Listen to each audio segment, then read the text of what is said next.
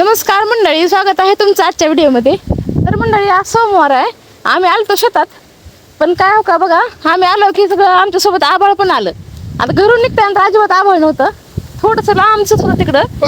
आणि मी कारभारांना म्हणत होतं तिकडे आभाळ आले, आपण जाईपर्यंत येईल का? तर मला म्हणले ती पडण्याचं आभाळ वेगळं असतं, हे वेगळं आहे. आता बघा चौकडून आम्हाला घेरच घातला आभाळ, इतकं दाट आभाळ आलंय. आता गरज आहे सोयाबीनला पण आता आम्हाला थोडंसं फिरायचं होतं शेतात, तर चौकडून चार कुकडे बघायचं होतं. परत काय 8 दिवसानंतरच आम्हाला सुट्टी असते, येणं होत नाही. तर काही तर कारभारी आमचे वरून बघायलेच. मग कारभारी काय म्हणायचं तुम्हाला, आता काय करायचं? काय नाही बाबा, मी म्हणतो ह्या वर्षी राखी तू पावसालाच बांध. कारण तू त्याला शेतात तुला आलेला आवडतच नाही. बघा शेतात आले की भाऊ बंधुराजा मागून आलाच धो करीत, चल चल घरी म्हणून. हा, म्हणजे भाऊ बहिणीची मदत करताय, मला इथं काही काम करू देत नाही, माझ्या मदतीला पाऊस येते असं आमच्या कारभाऱ्यांचं म्हणणं आहे. बरोबरच आहे.